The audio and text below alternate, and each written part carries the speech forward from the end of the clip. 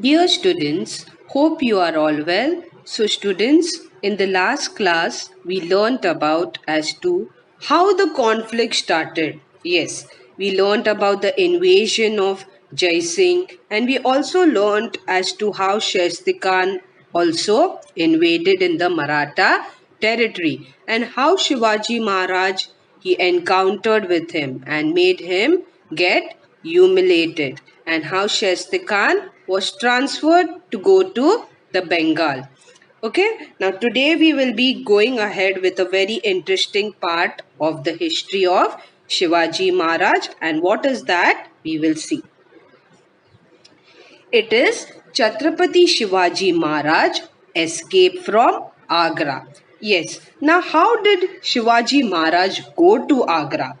How he came into contact with the emperor, and how did the process of meeting Aurangzeb went ahead, and what happened later on. It is all there in this very interesting part of Shivaji Maharaj escape from Agra. Okay. Now, Shivaji Maharaj, see, according to the Treaty of Purandar, Shivaji Maharaj had agreed to help Jai Singh in his campaign against Adil Shah. You'll remember, he had told that he will help the Mughals. But this campaign of Jai Singh was not successful. So, what happened after this? Since this campaign was unsuccessful, Jai Singh and Aurangzeb felt that Shivaji Maharaj ought to be kept away at least for some time from the Deccan politics. So, Jai Singh and Aurangzeb thought that Shivaji Maharaj is always winning, so we will keep away Shivaji Maharaj from the Deccan politics. So they did not want Shivaji Maharaj to interfere in the politics of Deccan because the role of Shivaji was influential. He could influence anybody and get them over to their side. He could influence anyone and get those people to his side. So they didn't want. That is Aurangzeb and Aurangzeb and Jai Singh did not want that. So this would have been a disadvantage to the Mughals. So Jai Singh and Aurangzeb felt that Shivaji Maharaj needed to be kept away from the Deccan politics. And what did they plan? Okay, what did they plan? So what did they do? Jai Singh proposed Shivaji Maharaj to visit Agra and meet the Emperor Aurangzeb.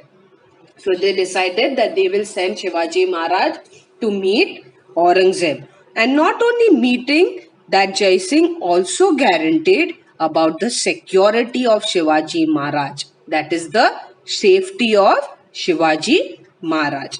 Now Shivaji Maharaj, what did he do? He agreed. He agreed of what Jai Singh said, and he readily agreed and went to Agra.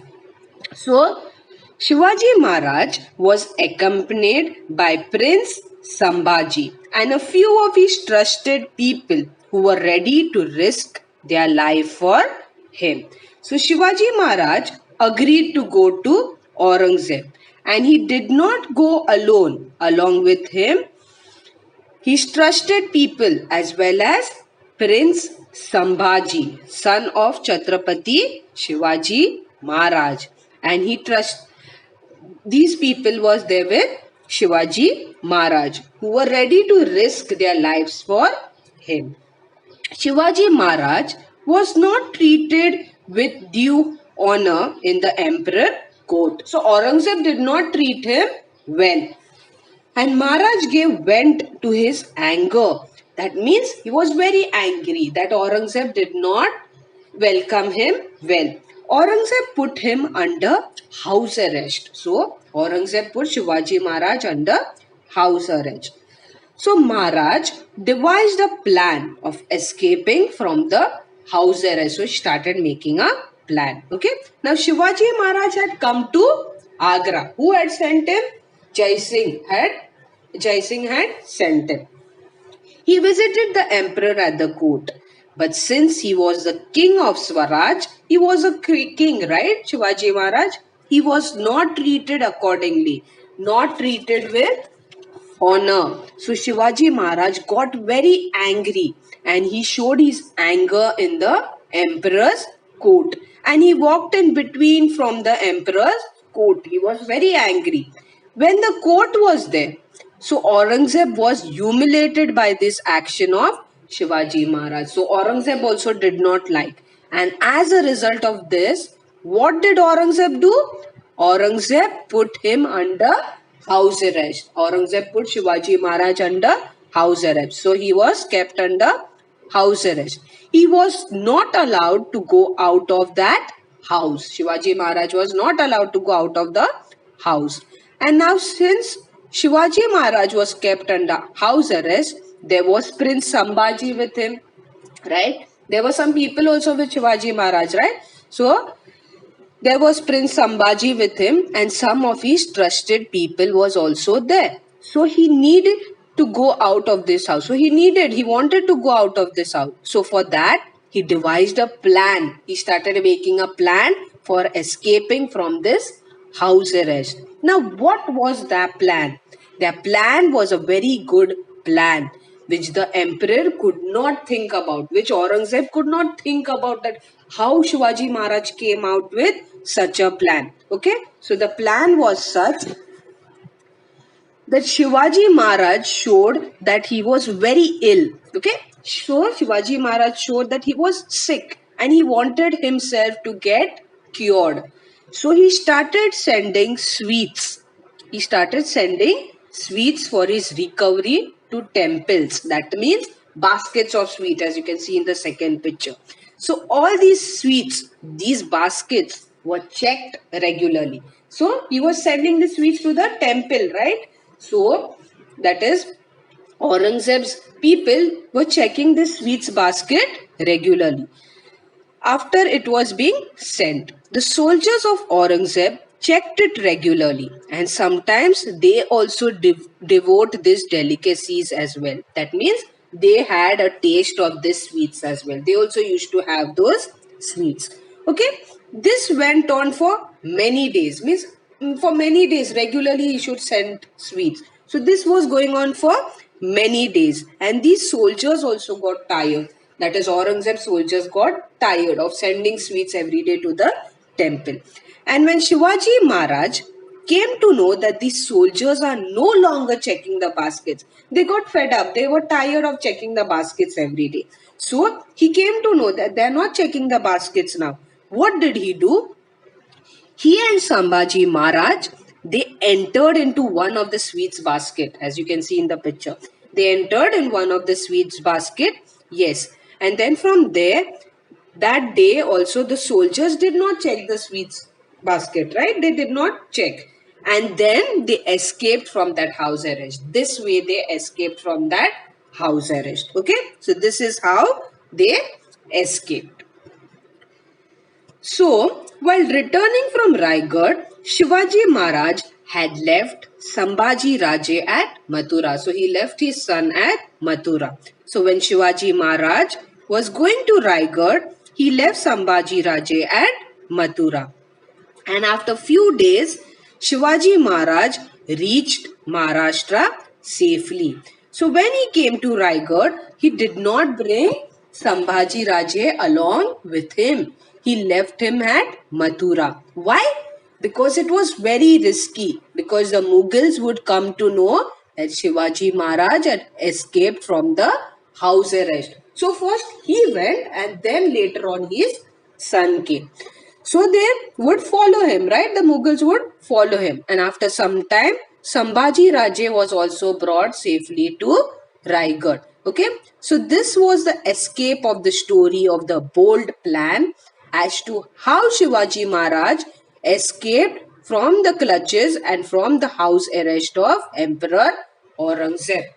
So after escaping also for some days, he kept his son at Mathura. Then he left on to Maharashtra, and after that, after some days, the son also came. Why? Because it was risky that Mughals would come to know that they escaped from the house arrest and they would follow them. So next is the on the offensive against Mughals. Yes, you remember the Treaty of Purandar?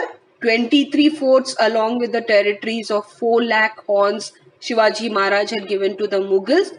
So what did Shivaji Maharaj do to get these forts? He wanted these forts back right now. So what did Shivaji Maharaj do to get these forts? Now after returning from Agra, Maharaj did not want any conflict with the Mughals, like he did not want to fight. So, however, he wanted to recapture the forts and territories. He did not want any fight with the Mughals, but his aim was that he wanted those forts back that were given to the Mughals as the Purandar Treaty. They did not earn those forts, right? The Mughals did not earn, but Shivaji Maharaj gave. So now his aim was to get those forts back. So whatever forts were handed over to the Mughals as per the Treaty of Purandar, he wanted to recapture these forts as well. So he did not want any conflicts again with the Mughals. He only wanted his territories and his forts back. So what did Shivaji Maharaj plan now? What did he do? As per his strategy, Maharaj wanted to capture the forts by sending a well-equipped army. So he sent a good army on the one hand, and on the other hand, to keep the Mughals unstable by invading the territories of the Deccan under their control. So he came with a plan. On one hand, he sent a good army, and on the other hand, the territories which were under the Mughals' control. He also kept the Mughals unstable. So this led to recapture the 7 forts. As you can see, he recaptured the 7 forts. They were Sinhagad, Purandar, Loghad, Mahuli, Karnala and Roheda. So these were the important forts which Shivaji Maharaj recaptured again, which he had given to them. So from that, the 7 forts he recaptured. Surat was also attacked for a second time. Maharaj went to Surat and brought a huge wealth without bothering the common people. And Maharaj defeated Dod Khan at Wani Dindoshi in Nasik district. So these were the activities against the Mughals which Shivaji Maharaj brought into to get back his territories as well as the forts. So what was his aim in this? On the offensive against the Mughals, he wanted his forts back. So he made a plan of getting back the forts. From that, he got 7 forts back. He recaptured the 7 forts. So here we have some forts. See, this is Sinhagad Fort. Then this is the fort of Mahuli and the Loghad Fort. These were the forts that were recaptured by Shivaji Maharaj. This is 3 of the forts picture which was recaptured by Shivaji Maharaj. Next is Morapan Pingle captured Trimbakgarh near Nasik. Now Shivaji Maharaj was successful in the offensive, right? That he had launched against the Mughals. He was successful of capturing the forts again. Sardars such as Tanaji Malusare, Morapan Pingle, Prataprao Gujjar, etc. made a valuable contribution in this offensive, and this campaign is described as he took as many as 27 forts in 4 months. So he earned 27 forts in only 4 months, and he earned a great reputation for himself. This was written by Anant Sabhyasat. Now, great name Shivaji Maharaj had kept name of his, right? Wherever he used to go, he used to keep his name. As before, he had handed over 23 forts. How many forts did he take in return? 27 forts. Isn't it? So the people who helped him was Tanaji Malusare, Prataprao Gujjar. Many others were also there who contributed their part in the offensive against the Mughals. And this brought about a great name to Chhatrapati Shivaji Maharaj. Or he had gone on the offensive side of the Mughals. He wanted to recapture his forts. He had given 23 forts to the Mughals. But in return, he earned how many? 27 forts he captured. So that is why Shivaji Maharaj name is always, wherever he goes, his name is always there. People always take his name. Now the next is coronation. Now, after a relentless struggle for 30 years for the founding of Swaraj, he struggled for 30 years for founding the Swaraj. Shivaji Maharaj realized that it was necessary for Swaraj to win general recognition. That means his Swaraj should be recognized as a sovereign, independent state. For this, a formal coronation was necessary. So, on 6th June 1674, he had himself coronated at Raigad by Gagabhat, who was a learned Pandit. So, for 30 long years, for laying the foundation of Shivaji Maharaj, Swaraj. Shivaji Maharaj realized that Swaraj needed general recognition. That means Swaraj should be recognized. All the people should know as a sovereign, independent state. Now, yes, for this, a formal coronation was necessary. So, because of that reason, Shivaji Maharaj got coronated on 6th June 1674 at Raigad by Gagabhat, who was a learned Pandit, and he now became as Chhatrapati of Swaraj. So you can see now in front of his name it's written as Chhatrapati Shivaji Maharaj. It was first only Shivaji Maharaj, but he was coronated as a king. So his name came to be known as Chhatrapati Shivaji Maharaj, and he became the Chhatrapati of Swaraj. So here we have the image of the coronation of Shivaji Maharaj. So many people were invited for this, for the coronation ceremony of Chhatrapati Shivaji Maharaj. Okay, let's move forward. Now next is a symbol of sovereignty, the Raja Abhisheka Shaka, that is known as coronation era, was started. That means on this occasion, special coins were minted. Minted means made. A gold coin called Horn and a copper coin called Shivrai with the legend of Shri Raja Shiv Chhatrapati inscribed on them. So on these coins, Shivaji Maharaj's name was inscribed. So two types of coins were minted. One was the gold coin, which was called as Horn, and the other was copper coin, which was known as Shivrai.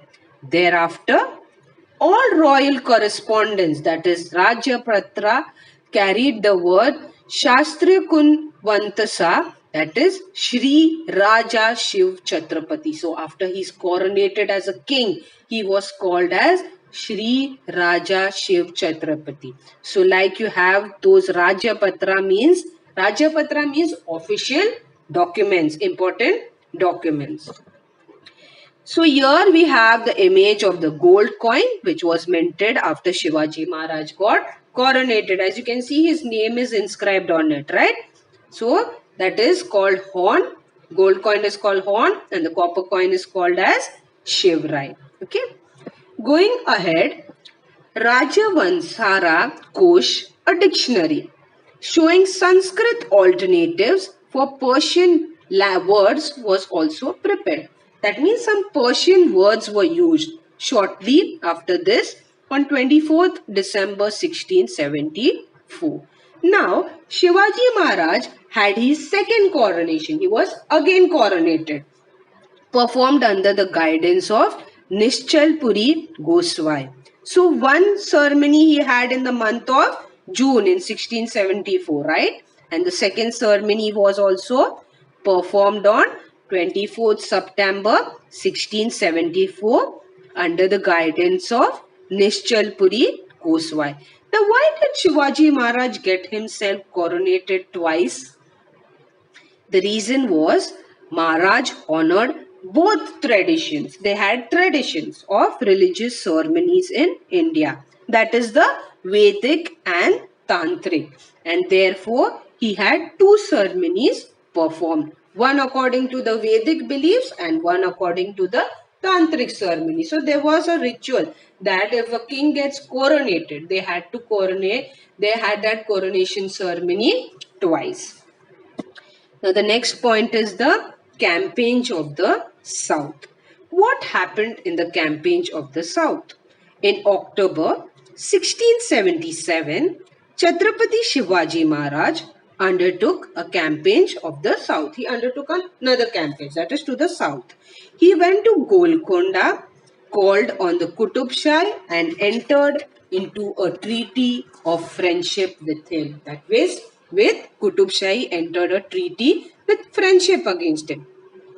The Qutub Shah, remember we learnt about the Bahmani kingdom, right? You heard his name, which was later on disintegrated into 5 different powers. You must have heard his name over there in the second chapter, okay? Isn't it? So this Qutub Shah entered with a friendship treaty with Shivaji Maharaj, okay?